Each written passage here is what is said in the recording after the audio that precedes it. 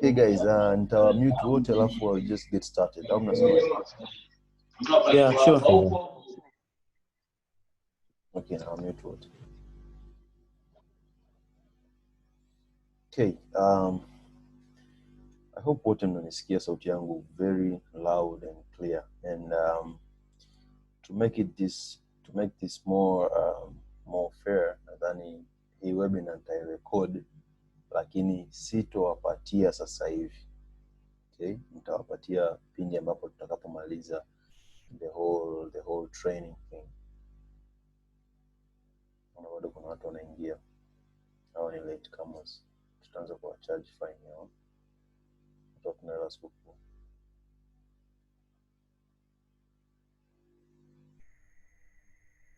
Okay.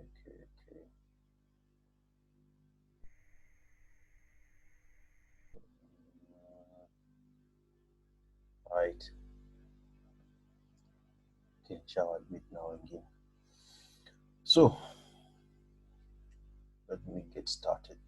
Kwa hiyo, first and foremost, hichi kitu ambacho nitaenda kuwafundisha, it's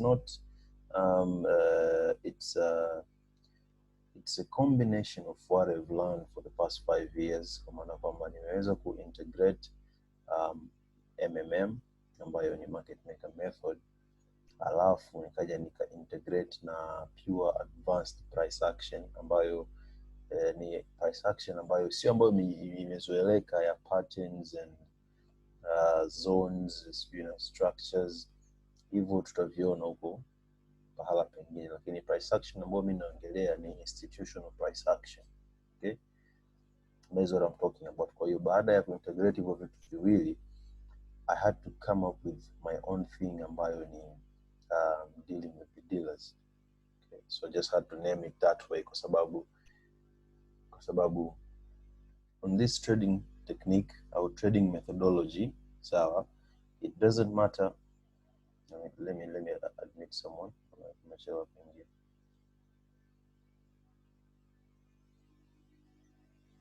Okay, perfect. It doesn't matter wewe analysis yako inasema nini, au it doesn't matter siku hiyo umeanalyze umeshindwa kwa market inafanya nini. With this strategy, so I can basically guarantee you kwenye siku ambazo ni yani zile active trading days ambazo nikasema ni Monday, Tuesday, Wednesday, Thursday. Sana Friday huwa spendelei sababu Friday is very choppy and it is very manipulative kwa sababu kwa wale ambao tumeweza kujifunza the market maker method, okay, na kwa wale ambao bado tutaipitia pia, no rush, tutaipitia market maker method. Okay, niliweza kuongelea kuhusu ni six times, yani ni occasion 6 ambazo market maker anakuwa ana manipulate the market. Okay, ni the beginning of the day, okay, end of the day, beginning of a session, end of a session, beginning of the week na the end of the week. So hizi session 7 something like that ndio ambazo market maker anaweza kumanipulate market. Hawezi kumanipulate market tofauti na hiyo mida. Ni either iwe ni mwanzo wa siku au mwisho wa siku, mwanzo wa session au mwisho wa session, iwe mwanzo wa wiki au mwisho wa wiki. Tofauti na hapo hafanyi manipulation aina yoyote. Okay? Lakini sasa kwa sababu kila siku ya Mungu ni either market iweze iende juu au iende chini. Yani ikifanya consolidation kwa maana kwamba ikirange siku hiyo, we will call it, tutasema kwamba hatujapata setup. Lakini kwenye a trending market ambayo ina move either juu au chini, trust me, tuna uhakika wa kupata 30 to 50 pips in a day, every single day. I've been doing this very consistently. Kwa hiyo mimi nasisitiza kile ambacho nitaenda kuwafundisheni hapa, it is proven, I've backtested it, na pia with my colleagues, kuna wengine ambao nilikaa nao chini pia tukaweza tuka backtest hii kitu, and imefanya kazi 400%, yani imepitiza mpaka 100. Sawa. Kwa hiyo get your writables, kama una notebook au kama utakalili, it's fine, lakini nina urge sana hizi rules ambazo nitaweza kuwafundisheni muweze kuzinasa, yani msiwe mna trade against na hizi rules. Sawa.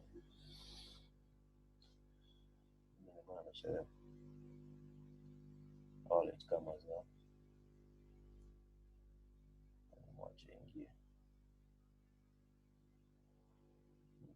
Perfect. Anaweza kuingia. So tutapitia kwanza vitu vya haraka. Okay? Katika the forex market au katika the forex chart within a particular day. Hii ni chart ya 15 minutes. And rule number 1 katika hii trading methodology ambayo naenda kuwafundisheni leo, it is very powerful. Narudia tena, it is very powerful, lakini the way I'm going to explain it, utaona ni very simple, because I'm just trying to make it very understandable kwa nyie muweze ku experience the art of this of simplified trading, as the motto of the academy says. So kwa hiyo the chart ambayo tutakuja kutumia ni 15 minutes chart. Okay? And pair ambayo mimi ninawashauri, na ndo pair ambayo pays the most, tukiachana na gold, naongelea GBP USD, na ndo pair ambayo tutakayo deal nayo perpendicular by sector during our trading days, our trial days, au katika backtesting. Ndo pair pekee ambayo tutakuja kuitumia, kwa sababu ni pair ambayo ina pip count kubwa na ina pip value kubwa, na ina ADR au the average daily range per day ni kubwa sana, kwa maana kwamba tunakuwa tuna window ya kutengeneza pesa within a very short period of time, kwa maana kwamba tuna save yule muda wa kukaa kwenye chart masaa 8, masaa mangapi, unakodolea candlesticks mpaka zinaona aibu, zinashinda kutembea, zinabaki pale pale. We don't want to do that. You just want to sit on your charts within just 1 to 2 hours. Anyway, isizidi 3 hours. Ikizidi 2 hours you haven't seen a setup, subiri session nyingine basi. Okay? Now let's get going. Kuna session kwenye the forex chart au katika the forex market in the day, tunakuwa tuna session tuna Asian session, tuna Frankfurt session ambayo imepishana saa moja tu na the London session, alafu tuna New York session. Tuna nini? Tuna Sydney session. Okay? Kwa hizo session 4. Sawa. Lakini session ambayo sisi tukazo deal nazo ni session 2 tu.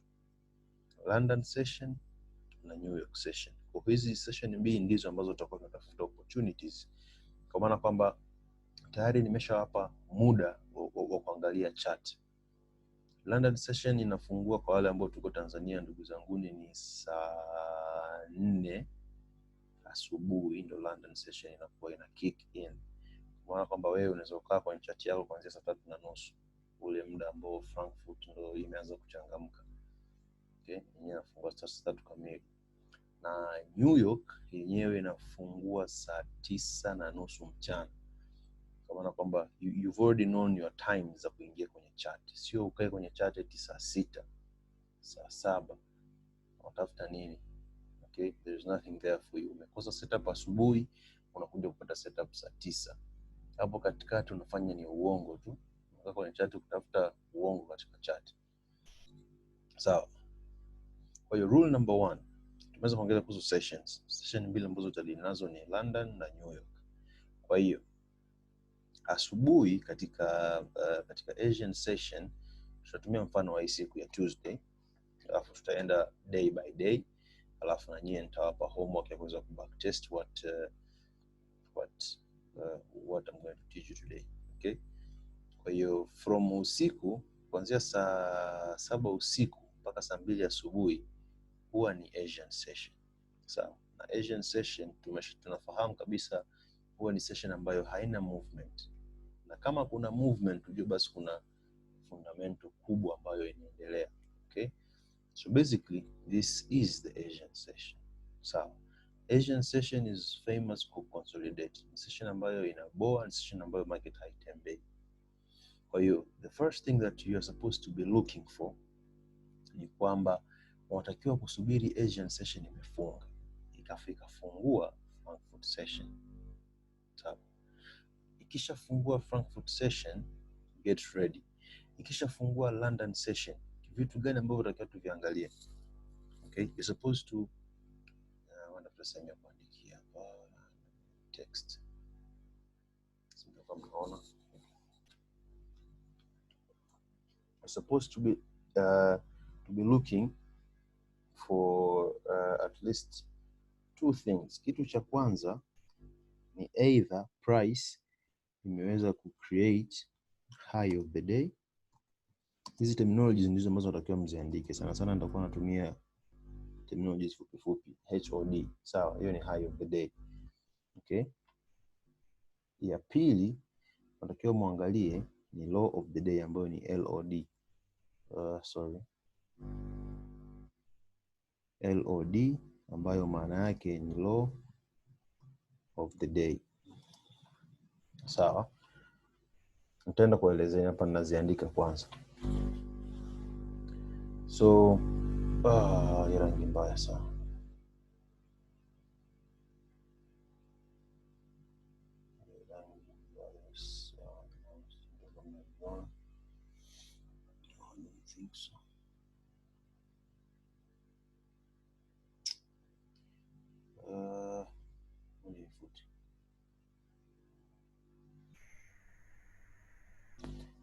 High of the day ambayo ni HOD.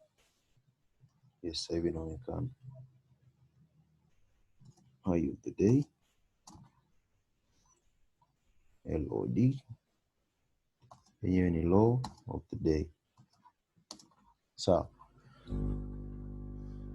Hiyo ni rule namba kwanza, rule namba moja. Kwa maana kwamba nikisema kwamba high of the day or low of the day inamaanisha nini, au what are you looking for, au ni vitu gani ambavyo vinaweza kukuashiria kwamba ni high of the day or ni low of the day.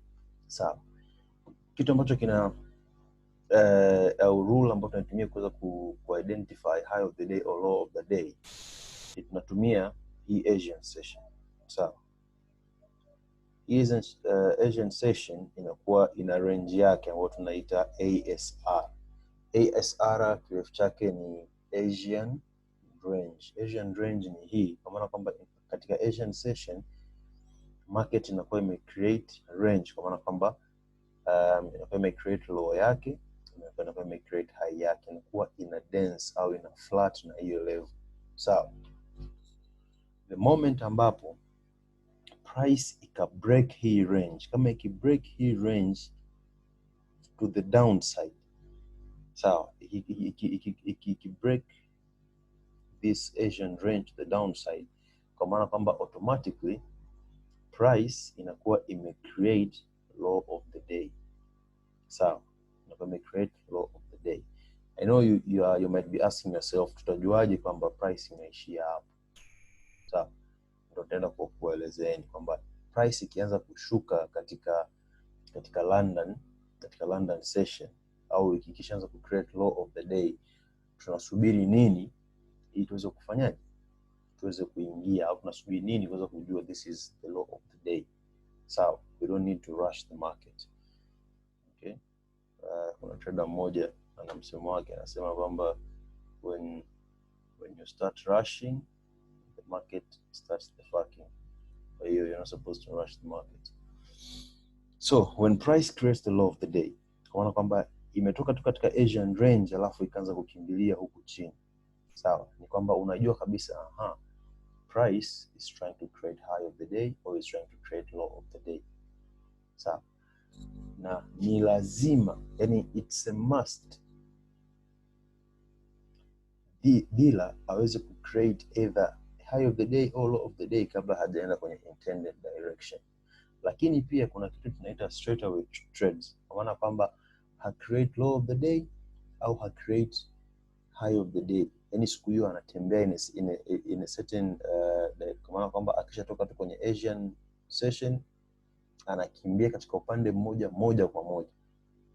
Okay, hiyo pia scenario tutaenda kujifunza kwamba how should we trade scenarios kama hizo. Unaona? Kwa hiyo akisha create au akisha toboa, akisha vunja the Asian range ya kuja huku chini, you're not supposed to trade. Wala kuna wale ambao ni breakout traders. Breakout traders baada ya price kuvunja tu hii Asian range huwa wanaingia short, wana sell. Yaani akisha kimbia hii momentum huku chini wamekuwa induced, kwa maana kwamba wataanza kuingia short orders. Wataanza kusema mimi sitaki opportunity ipite, naanza kuingia short orders. No, kwa hiyo it's all about the game of psychology. Wanavutwa wale tunaitaga dagaa, small fishes katika the markets, watavutwa kuingia shorts au watakuwa induced to go shorts. Price will start ranging. What the next candle did, kwa maana kwamba iliwapa matumaini kwamba it's going down.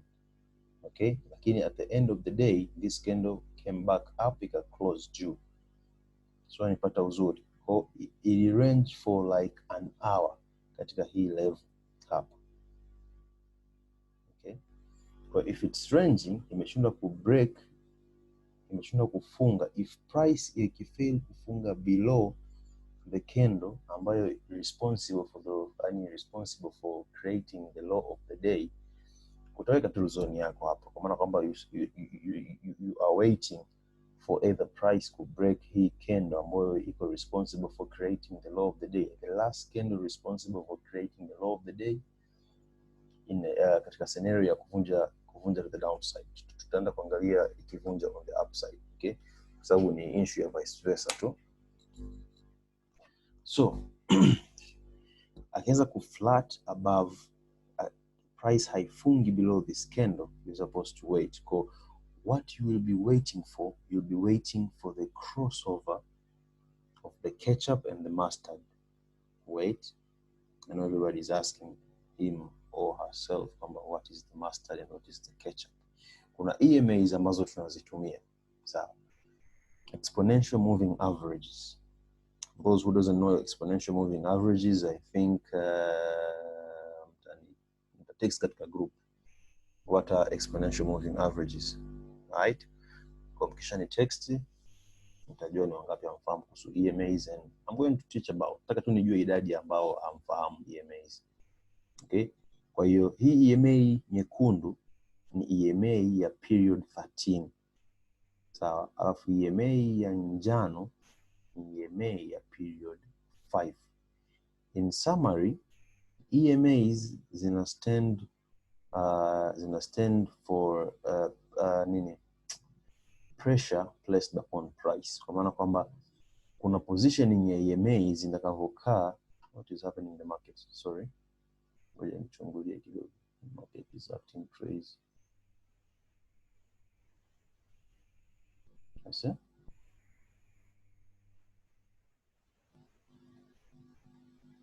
You know what's happening?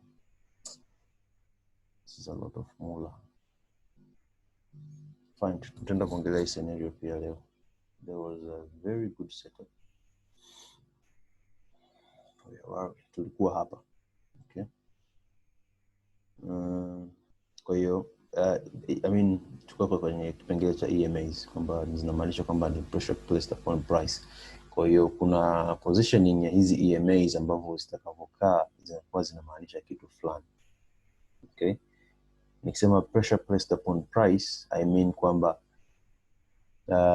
EMAs kubwa, yani EMAs price ikiwa ina trade above a certain level of EMAs, inamaanisha kwamba, kwa maana kwamba kama EMAs ziko chini, EMAs kubwa au zenye period kubwa zikiwa chini, alafu price ina trade above those EMAs, it means kwamba the pressure is on the downside, which means kwamba price inakuwa iko pressured kwenda juu, isn't it? Lakini kama EMAs price ikiwa ina trade below particular EMAs ambazo ni EMAs za period kubwa kubwa zikiwa juu, it means kwamba the pressure is on the upside, which means it force price kushuka chini. Sawa. Lakini what is the basis of our entries? Okay. Now here comes what I call the golden setup. That is what I named it. Ukitafuta sehemu yoyote golden setup upate, because this is what I have invented. Okay. Kwa hiyo, let's continue. Kwa hiyo, after creating the law of the day, sawa, kwa maana kwamba price imeshindwa kufunga below this candle that it is responsible for the formation of the law of the day, si ndio? Price itaanza kurudi juu. Sawa, ikirudi juu, just be patient. What we will be waiting for, tunasubiri ni crossover ya EMA ya 13 na EMA ya 5. Kwa maana kwamba natakiwa nione EMA ya 13 ipo chini ya EMA ya 5. Kwa maana kwamba ya njano iwe juu, ya 13 iwe chini, which means we call it ya red naita ketchup, ya njano naita mustard. Kwa wale ambao wanapenda kula wanajua ketchup ni nyekundu, mustard ni njano. Always, period. So, candlestick responsible for the crossing over ni hii ya kijani. Yani hii candlestick ya kijani ndio imesababisha crossover. Okay, kwa maana kwamba zimekuja kukutana au kuintersect at this candle hapa, at this candle.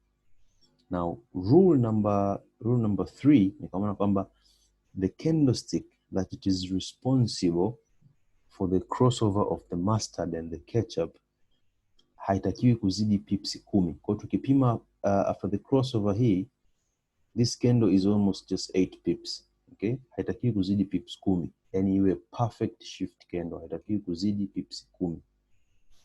That is rule number 3.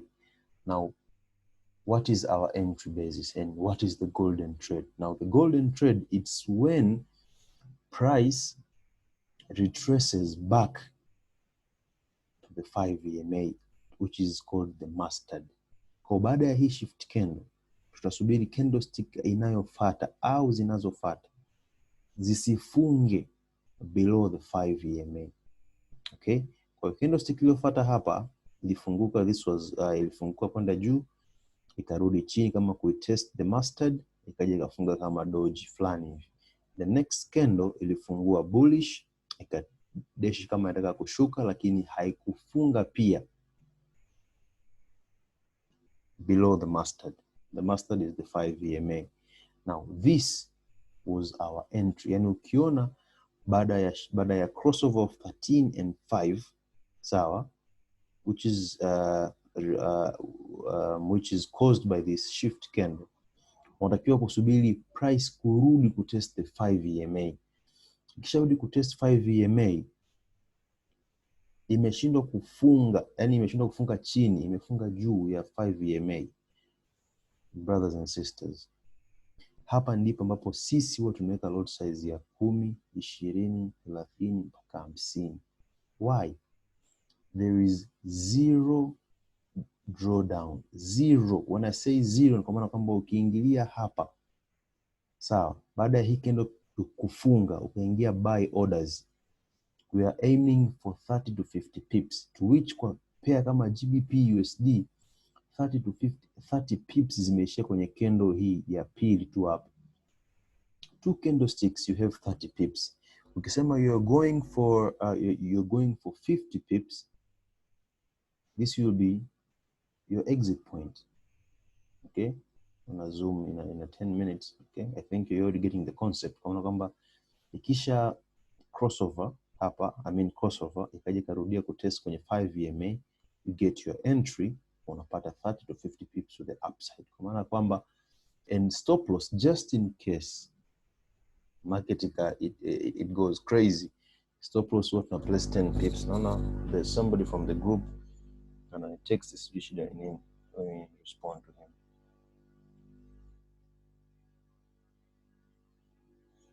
Okay, anapata shida kwenye network yake. Okay, I think you're getting the point, guys.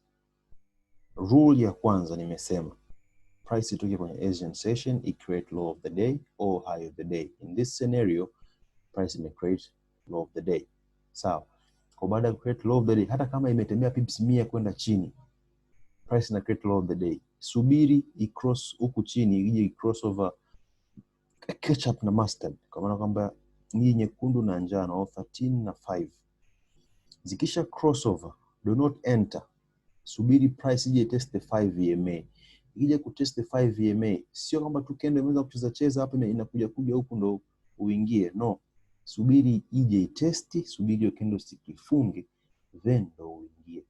Kwa sababu akija kutest asipofunga below hapa, una uhakika wa 30 to 50 pips kwanza kabla market haijafanya ujinga mwingine. Okay? This is the first example. Hapa tulikuwa tunachukua kama ni 30 pips, nilikuwa nasema 30 pips zilikuwa zinaishia mitaa hii.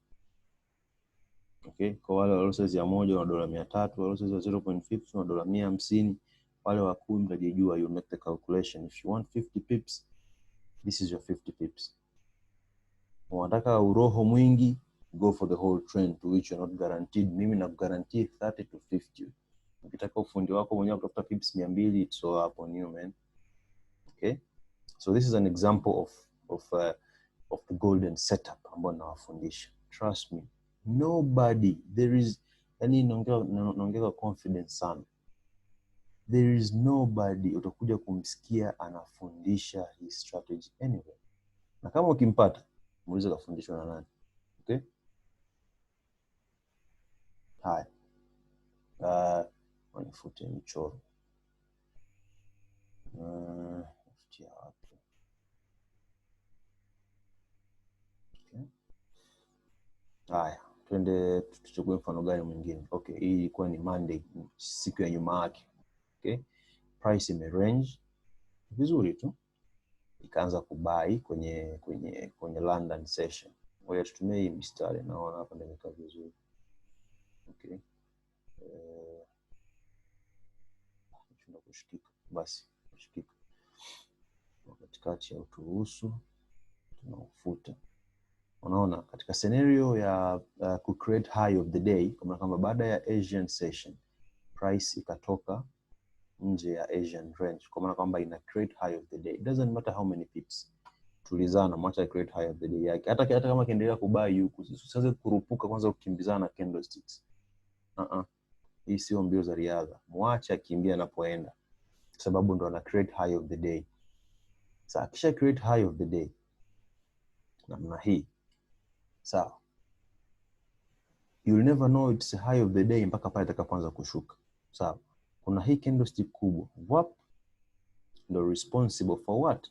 Responsible for the crossing over of the ketchup and the mustard, ambayo ni 13 EMA na 5 EMA. Kwa ikisha cross hivi, nimesema tunasubiri nini? Tunasubiri candlestick zije zitest the 5 EMA na isifunge above. Hii candlestick ili attempt kuvunja lakini haikufunga above, kaacha wicks. Kwa maana kwamba kama body ikifungia huku juu inakuwa invalidated. Nataka body ifunge chini ya 5 EMA. Kwa baada ya body kufunga below the 5 EMA, ambao tunaita the mustard, this is where we pull the trigger, guys. Nimesema this is where we put the 5, this is where we put the 10. Hichi kitu kama nikienda public nianze kukifundisha like really in the public, hata kama sijui nichukue conference wapi, makers lazima waje waniue, kwa sababu unawaua, yani unawapiga pesa. Just look, niseme 30 pips. This is 30 pips guaranteed, zero drawdown. Nakwambia zero, kama kwamba ukiingia unaingia na faida, ukiingia vizuri unaingia na faida. This is 30 pips. If you want to go for 50, suit yourself. You have 50 pips over there, man. Yani umemaliza siku. End of the day. Naona zoom yetu ina 4 minutes, lakini I'm already showing you something which is very gold. Very, very gold. Hii siku ilikuwa ni siku ya kichaa sana. Nasemaga Friday si trade, lakini ilikuwa ni siku ya kijinga sana. Unaona, alikuja shwap kashuka, haku create high of the day. Kwa kwamba alianza kushuka moja kwa moja. The create low. Sawa, alikuja ku crossover hapa. Pap, akaanza kubuy. What am I waiting for? I'm waiting for price to test the 5 EMA. Akaja kai test hapa. Tuna hunt 30 to 50 pips. Mimi una hunt 30, sitaki uroho. Okay, this is more than 50, and hizi ni 50 pips. 30 zilikuwa zinaishia sijui wapi ya Rabbi. 30 zinaishia hapa. These are 30 pips. Uhakika wa 30 pips to 50 pips unao. Man, what I'm teaching you, it's big, and it's very big, very very. And if ukianza kubacktest his strategy katika pair GBP USD, utokana na opportunity nje, you will start viewing the market in a very different perspective. Just look at this. Hapa haku create low of the day, kaja ku create high of the day. Sawa. Kaja ku cross over 13 and the 5 EMA. Sawa. Sasa tukimizani na candlesticks, akarudi ku test the 5. Hakufunga above the 5. How many pips are we going for? 30 to 50. Man.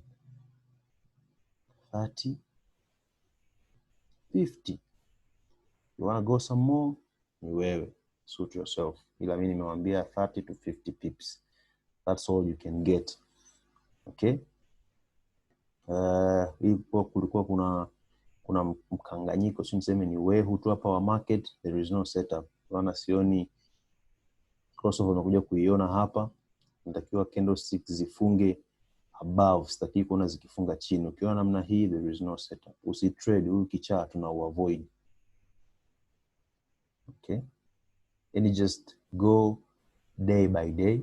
Sawa, kaa chini, set the 5 EMA, set the 13 EMA, alafu anza kubacktest. Sawa, everybody fanya hiyo homework, mweke hizi EMAs mbili kwanza. Sitaki niongezee na zingine, the 50, the 200 or the 800, sitaki niongezee hizo. Okay, hizo EMA katika PC zenu. Alafu hebu niangalie siku ya leo. Naona kama vile yani nimewahi kutoka, alafu market inaita ukichaa. Naona hii siku hapa, wala ambao tuko katika VIP, niliwapa signal ya kubuy GBP USD, to which I knew this gap would be filled. Leo yani. Sikuwa nini nimetoka. Okay, price ili trade low of the day namna hii, perfectly fine. Akaja katupa hii shift candle ambao ika crossover 13 and 5 EMA. Price karudi kutest 5 EMA. Now after testing the 5 EMA, this was our entry. Mbona anaingia sasa hivi? This was our entry hapa. Tulikuwa tunaingia vizuri kabisa. Na lot size zetu za kibabe, let's say lot size ya 1. Si ndio tunatafuta 30 pips. Paka hapa wa dola 300, unatafuta 50 pips, dola 500, paka hapa juu tu. Unataka kuswing, fine. Paka sasa hivi ni pips 200, I don't know, na ushe. Na naelekea mpaka kuja kufill hili gap hapa juu. Ni almost pips 230. Okay? Webinar yetu inakaribia kuisha, and I think I have spoken everything that I need to speak for today. Kwa hiyo kama kutakuwa kuna maswali, kuna excitements, tukutane katika group. Let's get ready for the next class ambayo ni kesho. This webinar is recorded, and I think I will share it with you. I think nitashare katika group, but I don't want it to leak. Niliwaambia ikileak mimi nitajua. Na ikijua it's gonna get rough, man. It's gonna get rough. Kwa hiyo ni hayo tu.